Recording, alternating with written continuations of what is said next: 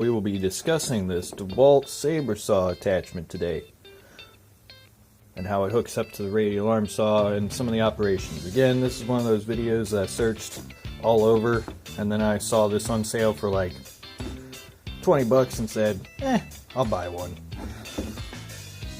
So, there it is on the inside right there. As you can see, there's a little flywheel pulley setup that when you turn it, allows for the unit to rotate up and down, like so.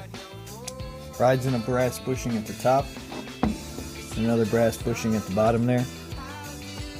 Mine's in relatively good condition. Also, it has a set screw on the side there.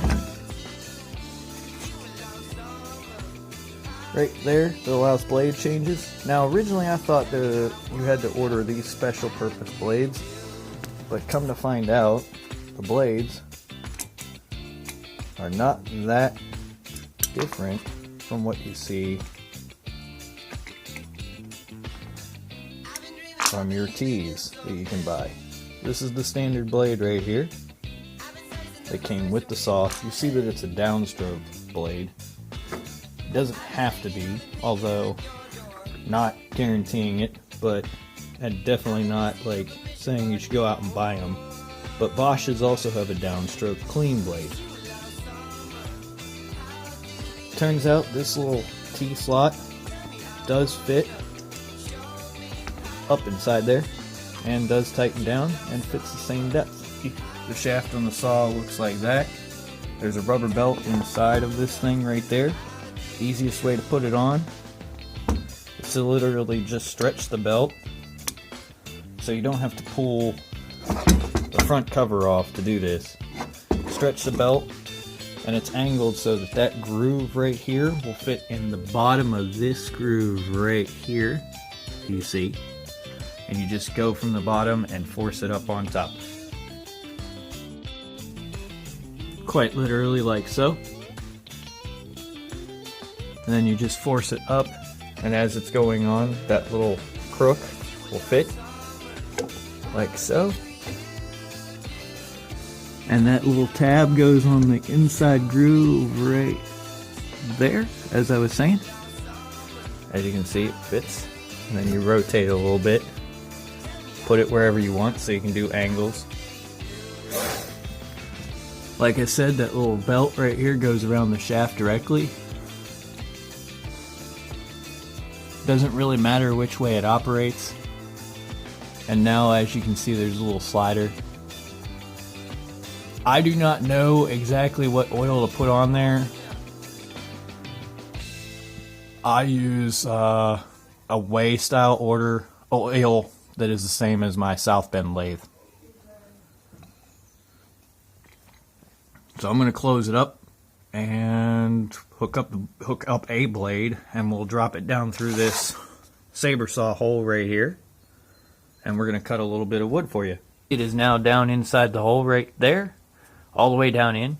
Now I'm going to adjust it a little bit further because you want this little shoe here to sit on the material, otherwise the whole arm bounces up and down because it's trying to take strokes. Now I do have the Bosch blade on there, so not a big deal. Let's just lower this a little bit so it just barely touches, like so. Right?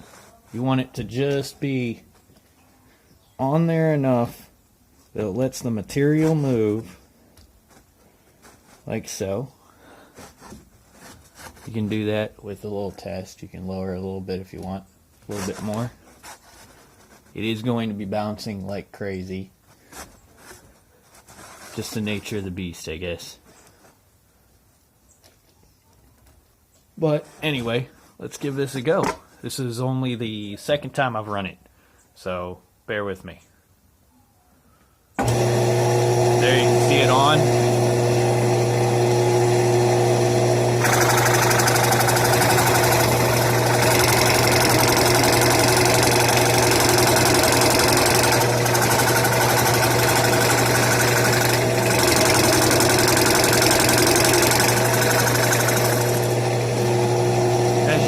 does cut curves just fine. I think it's pretty good. Not as good as a scroll saw, mind you, but pretty good nonetheless. And I have ample room to work.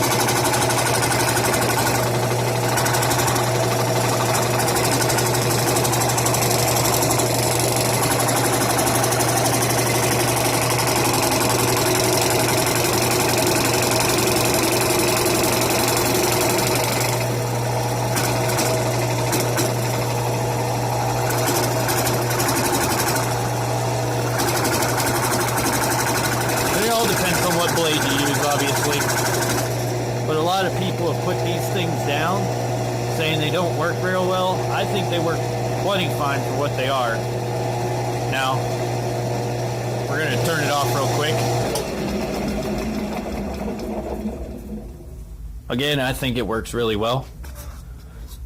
If I had to change one thing though, it would definitely be this little piece right here. It is screwed on with machine screws, 2 machine screws. I would literally change that to more of a roller style setup that you're seeing on jigsaws nowadays, and also make the shoe a little bit smoother / longer to allow better cuts along there, because I think that shoe is not the best. Now granted, it was intended for it to be used just below the surface of the table. They don't really talk about touching this to the material. That's how I keep it from shaking the arm. I could demonstrate that, but I do not feel like it. So that's again the DeWalt jigsaw, model number USB, also known as the DeWalt Saber saw attachment. And again, quite easy to get off. And that is a picture of the model number.